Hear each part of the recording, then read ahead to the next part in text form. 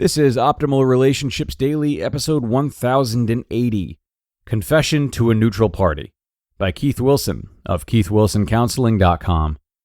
Hello, everybody, and welcome back to ORD, the podcast that is all about improving your relationships as we hear tips from different experts around the world. I am your host and narrator, Greg Audino. I'm the guy who reads you the content, the guy who personally answers your relationship questions on Saturdays, and the guy who is wishing you a happy Rosh Hashanah today if you do celebrate. And with that, I'm going to jump right into today's article from Keith Wilson and start optimizing your life. Confession to a Neutral Party, by Keith Wilson of KeithWilsonCounseling.com. Once you have written your statement of responsibility for wronging someone, it's time to put the show on the road. The essence of taking responsibility is to declare it to someone. It makes no sense to take responsibility in such a way that nobody hears it. When this particular tree falls in the forest, if no one is around, it makes no sound. It's time to put your show on the road. But you're not ready for the big time yet. The big time would be to read it to the person you harmed. That's the person who really matters. If you have a well-prepared statement of responsibility, properly delivered to the person you harmed, it could lead to reconciliation. If your statement still needs work, if it is defective in any way, it may set your reconciliation back and do more damage to your relationship. Sometimes you only get one shot. Once you have completed your statement of responsibility, read it out loud, not to the person you harmed, but to a person you trust. You're ready for a dry run. Open your play in New Haven before you put it on Broadway. The person who hears your statement of responsibility should be a person who is capable of listening. Don't pick that friend who can't stop talking about herself or the one who never takes anything seriously. If you have someone who always feels he must solve every problem, tell him this is not a problem to be solved, it's a story to be heard. Don't pick the friend who never thinks you can do wrong or the one who's fed up with everything you do. Sit down with someone in the middle range between automatic approval and default disdain. You want someone who, when it is time for them to react, can be honest and forthright, not dodging and dissembling, about halfway between kind and cruel. If you have a friend or relative who is like this, you can confess to her, but she should not be someone who's involved. You don't want to compound your error by putting this person in an awkward position with the one you've harmed. Don't tell your wife's sister that you've been sleeping around. She may need to tell your wife. Your confessor should not be a party to the crime, like the woman you're having an affair with, or anyone who has an interest in the proceedings. It does you no good to confess your alcoholism to your favorite bartender. It should be a neutral third party, someone who can be objective. If you use clergy to hear your confession, you get the added bonus of getting someone who can put a good word in with your higher power, if you believe clergy can do that. They accept donations, but they will not send you a bill.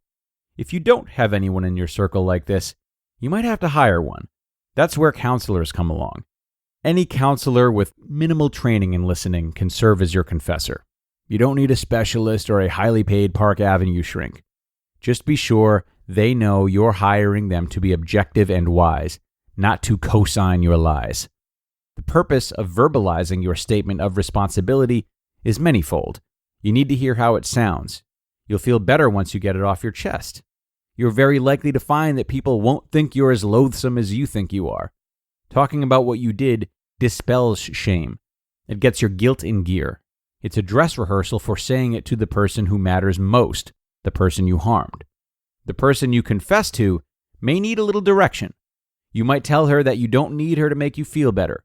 Only you can make you feel better, you and the process of atonement. If your confessor doesn't back away slowly without turning around with a horrified look on his face after you tell him what you did, then he's doing well. She also needs to know that you're going to see whatever look she has on her face. Therefore, if she is nauseated, there's no sense denying it. She will probably not be nauseated, though, or run screaming from the room. You are probably harder on yourself than anyone else will be. Your confessor can be most useful as a lie detector. Have him listen for hidden justifications. Have her look for spin. Urge him to see what you don't see and tell you what you don't want to hear. Coax her to consider how your statement may be received by the person you harmed. This is where having an honest and forthright confessor is invaluable. Someone who can tell you if you're kidding yourself. But For all I've said about your confessor being a lie detector, his job is not to judge or to point out your flaws, but to be a mirror held up so you can see yourself. Think of her as someone you ask if spinach is caught in your teeth. You have to show her your teeth, and if you have some, she has to be truthful. But mostly, she's someone who, when she tells you there's no spinach there, will give you the confidence to smile. You just listened to the post titled, Confession to a Neutral Party by Keith Wilson of KeithWilsonCounseling.com. And another wonderful post from Keith, who speaks so well to the practical side of emotionally challenging situations, especially between people. He's provided so much great insight about the types of people we may want to confess to and why. And one more aspect to consider might be whether or not your confessor has been part of something similar to what you're confessing for, and what side of it they were on. Perhaps someone who has been in the victim's shoes might feel triggered if they're not fully removed or recovered from what has happened to them. Or maybe they can really relay to you what the person you're going to confess to might be likely to feel. On the other hand, perhaps someone who has been in your shoes is bitter from not having their confession met the way they wanted to. Or maybe they can help you take extra accountability because they know the truth of how difficult the journey to recovery may be. Certainly, there are a lot of variables here for you to sift through, but having a confessor who has been there before could add some distinct value. That is going to do it for today, though, everybody. Thanks so much for being here and making another episode possible. As always, I will be back with you tomorrow for the Wednesday show, so I hope you'll join me then, where your optimal life awaits.